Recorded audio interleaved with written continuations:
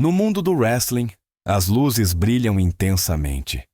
Mas por trás de cada show, esconde-se um lado sombrio que raramente é contado.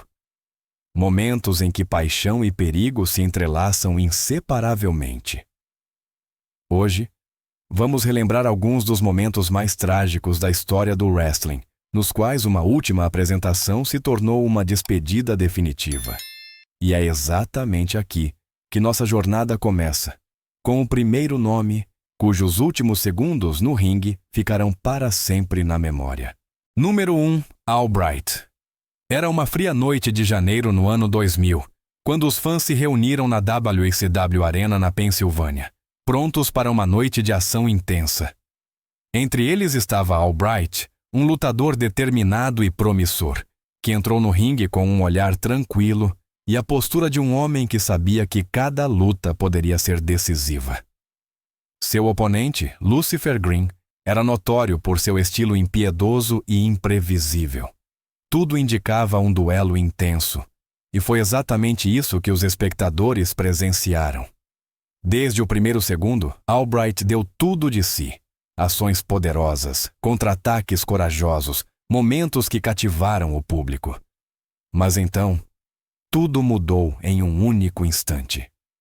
Lucifer Green aplicou seu devastador Ace Cutter, um finalizador rápido e brutal que virou a luta abruptamente. Inicialmente, parecia um sell normal, parte do show. Mas Albright permaneceu imóvel. O silêncio na plateia aumentou enquanto paramédicos corriam para o ringue. Seu coração havia parado de bater. Ainda sob as luzes ofuscantes do ringue, diante de centenas de espectadores horrorizados, Albright perdeu a vida. Um momento trágico que mostrou o quão perigoso este esporte realmente é. Albright não apenas deixou o tapete, ele deixou o mundo, com um sonho que nunca foi realizado. Número 2, Corley.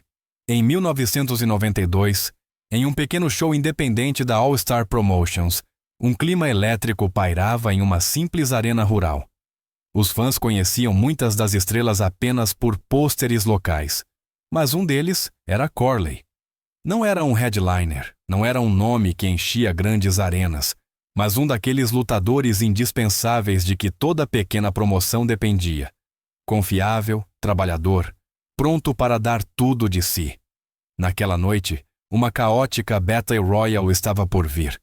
Corpos voavam, golpes eram desferidos, o típico caos controlado que os espectadores amavam. Corley se lançou na confusão com paixão, como sempre fizera. Ninguém imaginava que ele subiria no ringue pela última vez. Então aconteceu. Em um canto do ringue, Corley desmaiou de repente. A princípio, todos pensaram que fazia parte do show. Um momento encenado, como acontece constantemente no wrestling. Mas os segundos se passaram, e ele permaneceu imóvel. A inquietação se espalhou. Oficiais correram até ele, levando-o imediatamente para os bastidores. Mas a esperança já havia desaparecido. Um ataque cardíaco súbito o atingira. Sem manchetes, sem uma grande despedida, morreu um lutador que só queria uma coisa: se apresentar e cativar o público. A morte de Corley foi uma prova silenciosa, mas contundente, de que os perigos por trás do show são mais reais do que muitos acreditam. Número 3. Cameron. Na Alemanha, outrora um bastião do wrestling europeu, Cameron subiu ao palco de um evento da Catch Wrestling Association, CWA, naquela noite. Seu oponente era ninguém menos que Tony St. Clair, um ex-campeão britânico de pesos pesados, famoso por sua arte de ringue clássica e tecnicamente impecável. Cameron, um lutador tranquilo e resistente, não falava muito. Suas ações no ringue falavam por ele. Seu estilo era robusto, confiável, honesto. Os fãs esperavam uma luta intensa, a experiência de St. Clair contra a dureza inabalável de Cameron. E, a princípio, a luta atendeu exatamente a essas expectativas. Cada golpe, cada contra-ataque, cada movimento era repleto de tensão. Mas então, o impensável aconteceu. No meio da luta, Cameron de repente ficou rígido. Seu olhar ficou vazio, seu corpo ficou mole e ele desabou sem aviso. A arena silenciou. St. Clair, visivelmente abalado, recuou enquanto paramédicos corriam para o ringue.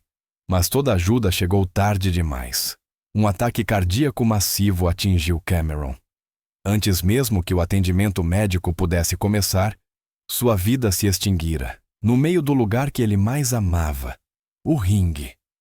A morte de Cameron se espalhou como um choque pela cena do wrestling europeu, um sinal sombrio de quão tênue é a linha entre paixão e perigo. Número 4. DiBiase. Em Llano, Texas, um lugar onde o wrestling tradicional americano tem emocionado as pessoas por gerações, uma luta especial estava por vir naquela noite. Uma luta que parecia mais um duelo de sobrevivência do que um combate de wrestling comum. DiBiase, um veterano experiente, enfrentou o enorme Mike, um colosso de mais de 270 quilos, cuja mera presença fazia o chão tremer. Para DiBiase, não era incomum lutar contra oponentes enormes ou brutais. Sua carreira foi repleta de desafios. Técnicos, brawlers, pesos pesados, ele já havia visto todos. Mas Mike era diferente. Cada golpe do gigante parecia um pequeno terremoto. Cada movimento fazia as cordas vibrarem. DiBiase continuou lutando com tudo o que tinha, como se soubesse que aquela noite reservava algo irrevogável. E de fato, quando a luta atingiu seu clímax, ele de repente levou a mão ao peito. Sua respiração falhou. Segundos depois, ele desabou. Não por causa de um golpe, mas porque seu coração não suportou mais o esforço. O árbitro parou a luta imediatamente. Paramédicos correram, e DiBiase foi levado para uma ambulância. Mas era tarde demais. No caminho para o hospital, ele perdeu a luta definitivamente. DiBiase não morreu por um finalizador, não por uma submissão. Ele morreu porque literalmente deu tudo de si, até que não restou mais nada. Número 5. Owen Hart. Na história do wrestling profissional, há momentos trágicos em que o próprio tempo parece parar. E quase nenhum incidente é tão chocante quanto a morte de Owen Hart, o irmão mais novo do ícone do wrestling. Bret Hart era conhecido por sua excelência técnica e seu caráter modesto e bem-humorado. Mas em 1999, no pay-per-view Over the Edge da WWF, sua carreira teve um fim fatal. Naquela noite, Owen deveria aparecer como Blue Blazer, um personagem de super-herói exagerado, que representava diversão e espetáculos impressionantes. Parte de sua performance era um rapel de quase 25 metros de altura, que deveria surpreender o público. Mas em um único e fatal momento, o mecanismo de segurança se soltou cedo demais. Owen caiu descontroladamente no ringue e colidiu com o peito primeiro contra o poste do ringue. Muitos espectadores nem perceberam o que havia acontecido a princípio. Tudo parecia muito repentino, muito irreal. Paramédicos correram para o ringue, a transmissão foi interrompida e Owen foi levado o mais rápido possível para o hospital. Mas as lesões foram fatais. Com apenas 34 anos, ele foi declarado morto, em uma noite que era para ser de entretenimento. A morte de Owen Hart deixou uma cicatriz profunda no mundo do wrestling e mostrou quão tênue é a linha entre show e perigo. Número 6. Emiko Ko. Em 14 de março de 1999, no Japão, o solo sagrado do lendário Joshi Wrestling, a promissora novata Emiko Ko entrou no ringue pela segunda vez em sua carreira. Com apenas 23 anos, ela carregava grandes sonhos, coragem, determinação e uma profunda reverência pela rica cultura do wrestling. Embora estivesse apenas começando, ela já impressionava com seu estilo corajoso e seu empenho inabalável. Naquela noite, ela disputou uma intensa luta de duplas que durou mais de 20 minutos. Repetidamente, ela teve que suportar golpes duros, especialmente na cabeça e no pescoço. Apesar do cansaço visível, ela lutou até o último momento, até o sino final tocar. Mas a tragédia seguiu imediatamente. Poucos momentos depois, Emiko desabou fora do ringue e perdeu a consciência. Ela foi levada em estado crítico para o hospital, onde os médicos diagnosticaram uma grave lesão cerebral traumática, hemorragias, inchaços perigosos, uma luta pela sobrevivência. Por quase 3 semanas, ela ficou em coma, mas toda a esperança desapareceu. Em 9 de abril de 1999, Emi Cocô morreu, apenas 26 dias após sua estreia. Sua morte abalou profundamente toda a cena do Joshi. Uma flor que mal havia desabrochado foi extinta muito cedo. Um símbolo trágico dos sacrifícios que este esporte às vezes exige. Número 7. King Kong Kirk. Em 24 de agosto de 1987, a cena do wrestling britânico foi abalada por uma tragédia. King Kong Kirk, um veterano experiente da paisagem do wrestling do Reino Unido, competiu naquela noite em Great Yarmouth em uma luta muito esperada, junto com seu parceiro de tag team contra um dos maiores ícones da época, Big Daddy. A arena estava lotada até o último lugar, os fãs barulhentos, cheios de energia e prontos para uma noite inesquecível. Kirk não era uma superestrela como Big Daddy, mas era conhecido por sua dureza, profissionalismo e confiabilidade. Qualidades que o tornaram uma parte integrante da cena por muitos anos. Mas ninguém poderia ter imaginado que esta seria sua última apresentação. À medida que a luta se aproximava do clímax, Big Daddy aplicou seu famoso Big Splash. Com seu peso corporal massivo de quase 160 quilos, ele saltou diretamente sobre Kirk, que estava caído no chão. O árbitro contou até 3. O público aplaudiu, mas Kirk não se moveu. A princípio, todos pensaram que era um céu profundo, um momento de drama perfeitamente encenado. Mas segundos depois, a euforia deu lugar à pura preocupação. Kirk estava pálido e imóvel. Paramédicos correram e o levaram para o hospital mais próximo, mas toda a ajuda chegou tarde demais. Uma insuficiência cardíaca aguda, desencadeada pelo enorme impacto, encerrou sua vida. A morte súbita de King Kong Kirk deixou um mundo do wrestling abalado, e a amarga percepção de quão rapidamente um único movimento pode mudar tudo. Número 8. Luther Lindsay. Em 21 de fevereiro de 1972, uma noite comum de wrestling em Charlotte, Carolina do Norte, transformou-se no último capítulo de uma lenda. Luther Lindsay, um dos wrestlers afro-americanos pioneiros de sua época, subiu ao ringue naquela noite para uma luta contra Bobby Paul. Para a imprensa nacional, essa luta era insignificante, mas para a comunidade de fãs local, era algo especial. Lindsay era mais do que um mero artista. Ele era um pioneiro, um técnico de habilidade excepcional e um homem que havia quebrado barreiras raciais já na década de 1950. Seu respeito no meio era imenso, sua presença inspiradora. A luta em si transcorreu de forma tranquila, marcada por habilidade técnica e respeito mútuo. Quando se aproximava do fim, Lindsay subiu nas cordas para mostrar seu famoso Belly Splash, uma ação que lhe rendera inúmeras vitórias. Ele saltou, aterrissou duramente em seu oponente, e o árbitro contou até 3. Mas Lindsay permaneceu imóvel sobre Bobby Paul. A princípio, todos pensaram que ele estava encenando a cena, como muitas vezes fazia, mas em poucos segundos, o pânico se espalhou.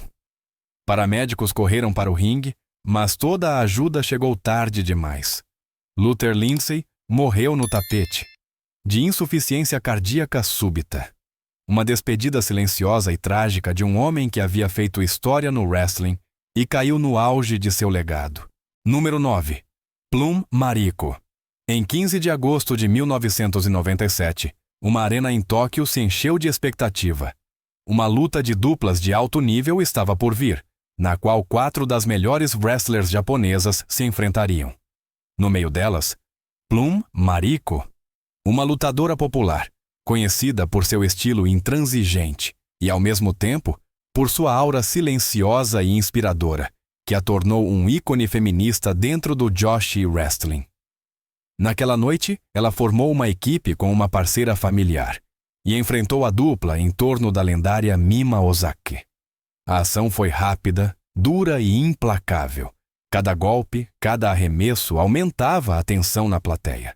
Mas então, os acontecimentos mudaram abruptamente. Ozaki executou sua característica Liger Bomb, um golpe que ela havia realizado com segurança inúmeras vezes antes. Mas desta vez, algo deu terrivelmente errado. Quando Mariko atingiu o tapete, ela permaneceu completamente imóvel. Nenhum som, nenhum movimento.